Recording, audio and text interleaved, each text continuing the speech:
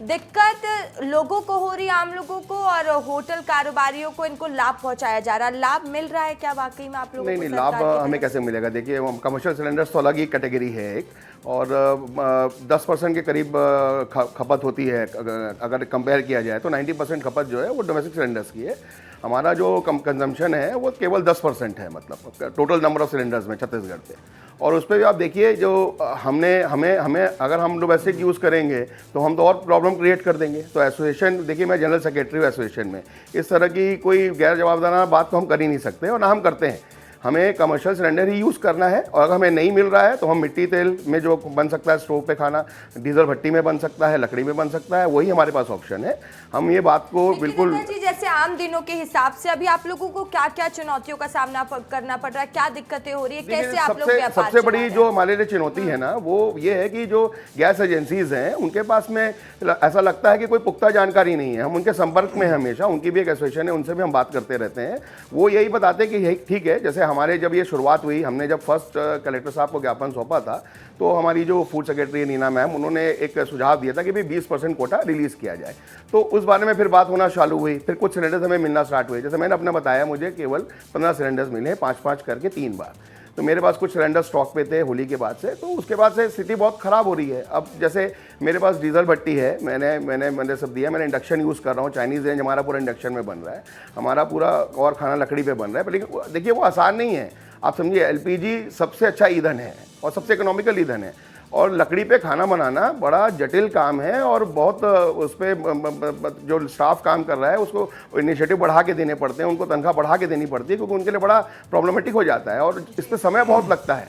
आप समझिए, इसमें स्पीड टूट जाती है। अगर इलेक्ट्रिसिटी चलेगी तो डीजल भट्टी बंद हो जाएगी।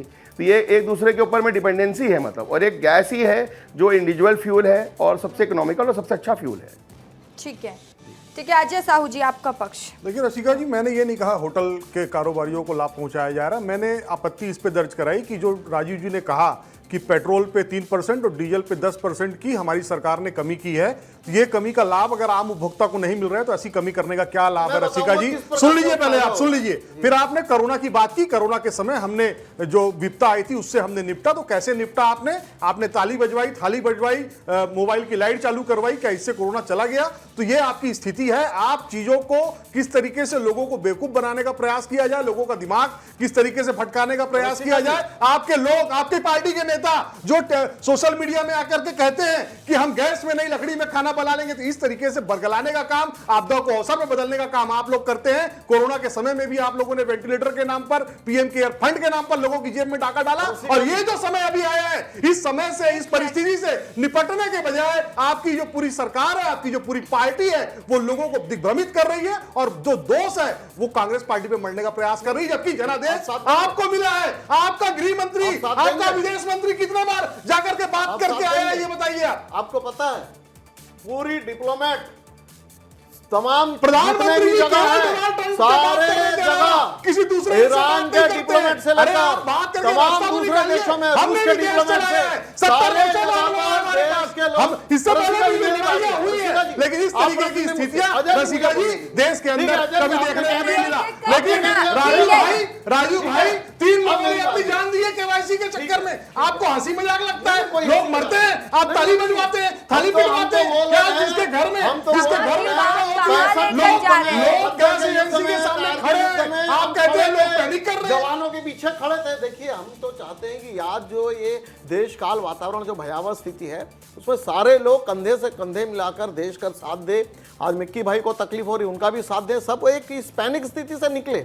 ये स्थिति राजनीति करने का नहीं, ये स्थिति है कि लोगों के बीच में अच्छे वातावरण देकर हम जिस प्रकार से युद्धग्रस्त देश, तो इसमें इनडायरेक्टली हम भी युद्ध में घसीट लिए गए। तो हमको चाहिए कि इस पैनिक स्थिति से निकले, वो ईंधन का उपयोग कम से कम करें, ज्यादा से ज्यादा हम ऐसी लेकिन जनता लेकिन हमारी सरकार का सलाह नहीं सुनना है। पूरा जनता ये चाहती है जो लाइन एजेंसियों में बाहर लगी है, जो पेट्रोल पंप के बाहर लोग खड़े हैं, उससे भी यहाँ कैसे मिलेगा? प्रधानमंत्री जी जिनका 56 इंच का सीना है, उनके 56 इंच का सीना होने का लाभ क्या होगा? हमारी सरकार कहां लेकर जा रहे हैं राजीव चक्रवर्ती जी और अजय साहू जी? आप लोग कुछ भी बोलने लगते हैं और हर बार डिबेट की एक पैटर्न लाइन नहीं हो सकती कि सीधे प्रधानमंत्री को टारगेट कर दो, गृह मंत्री को टारगेट कर दो। आज ये पैनल इसलिए बैठा है कि ऐसी स्थिति छत्तीसगढ़ में जो उत्पन्न हो रही है, तो कैसे पार्टियां इससे निकलेंगी। राजनीतिक दल जनता के बारे में सोचे ना, हर विषय राजनीति का नहीं होता है, हर विषय सिर्फ राजनीति करने का नहीं होता बैठ के। कभी तो आप लोग समाधान की भी बात करिए ना, जनता की हित की भी बात करिए ना। प्रधानमंत्री जी लोकसभा के अंदर नेहरू जी ने जब बात करते हैं, अरे उस व्यक्ति को गए हुए कितना साल हो गया, स्वर्गीय आदमी के बारे में लोकसभा के अंदर जब बात हो सकती है, तो जो व्यक्ति प्रधानमंत्री की कुर्सी पर बैठा है उस पर बात क्यों नहीं होगी? अरे तो बात करिए, सवाल पूछिए, लेकिन सवाल पूछिए ना कि यहाँ की व्यवस्था को कैसे चलाएंगे। फिर तो हर बार डिबेट का टॉपिक ही नहीं रखना चाहिए, क्योंकि आप लोग अपनी मर्जी से बात करेंगे, अपनी पूरी लाइन तय कर लेंगे कि हमको इसी मुद्दे पर डिबेट करना। आज ये बात होनी चाहिए ना कि छत्तीसगढ़ में जैसे मिक्की दत्ता जैसे कई कारोबारी हैं जिनका कारोबार भी नहीं चल पा रहा, कई होटल बंद होने की कगार पे आ चुके हैं, जिसकी बात होनी चाहिए।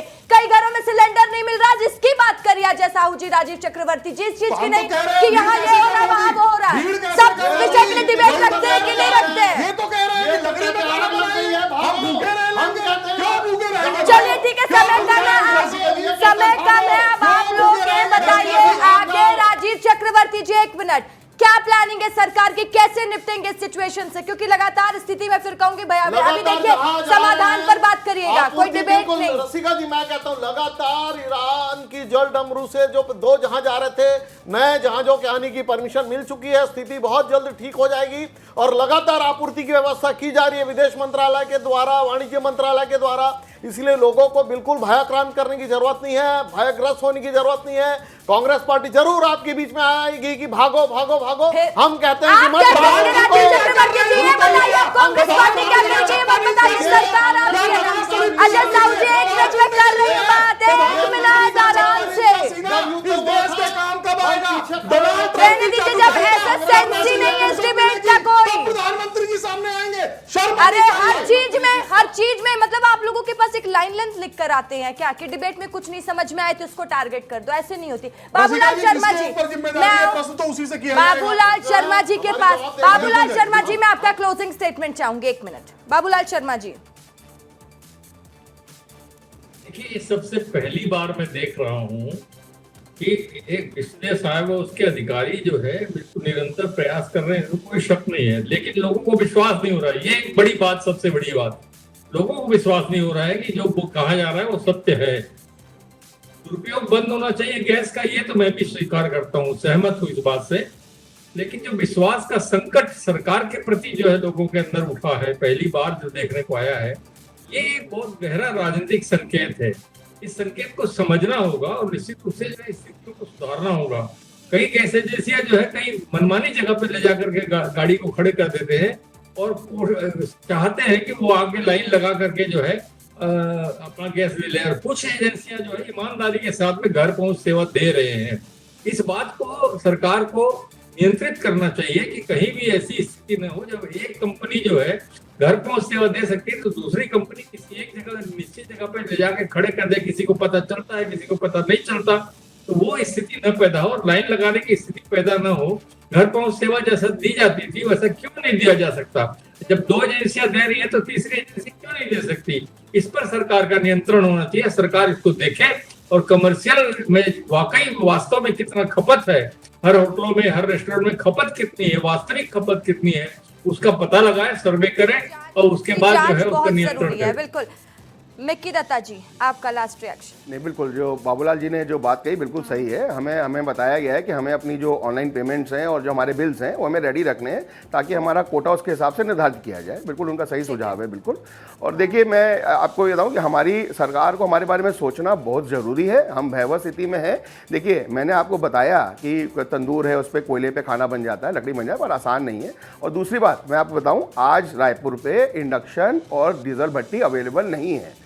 आप ऐसा मत सोचिए कि हमारे बड़ी ईज़ है कि मैं मार्केट जाऊँ और डीजल भट्टी खरीद के ले आऊँ और काम स्टार्ट कर लूँ। कहीं भी आप पता लगा लीजिए, मेरे बोलने पे मत जाइए, पूरा सर्वे कर लीजिए, कहीं पे भी डीजल भट्टी अवेलेबल नहीं है, इंडक्शन अवेलेबल नहीं है। जो इंडक्शन 3,500 रुपए का था वो 10,000 का हो गया है। जो डीजल भट्टी 6-7 हज़ार रुपए में आती थी वो 18,000 रुपए, 20,000 रुपए, 25,000 रुपए की हो गई है। बिल्कुल। अजय साहू जी, आपका जल्दी से लास्ट देखिए, हम रिएक्शन। तो विश्व गुरु बनने की ओर हैं रशिका जी, तो निश्चित तौर पर हमें विश्व गुरु की भूमिका निभानी चाहिए। माननीय प्रधानमंत्री जी को एक टीम का गठन करना चाहिए और वो लोग जाएं, जो युद्ध जहां जहां चल रहा है वहां पर हमारे सांसदों का एक प्रतिनिधिमंडल जाए और उनसे बात करे। अगर कोई लड़ रहा है तो हम बैठ करके ताली नहीं बजानी चाहिए, जाकर के युद्ध रुकवा करके स्थितियों को सामान्य करने की दिशा में काम करने की आवश्यकता है। नेहरू को और कांग्रेस को दोष देने से इस समस्या का हल नहीं होगा। ठीक है, राजीव चक्रवर्ती जी, समय कम है, जल्दी से लास्ट रिएक्शन, और सरकार कैसे प्लान करेगी, क्योंकि इस दौरान कालाबाजारी भी हो रही, जमाखोरी हो रही, तमाम चीजें हैं। देखिए, ईंधन की सतत आपूर्ति की सरकार बेहतरीन प्रयास कर रही है।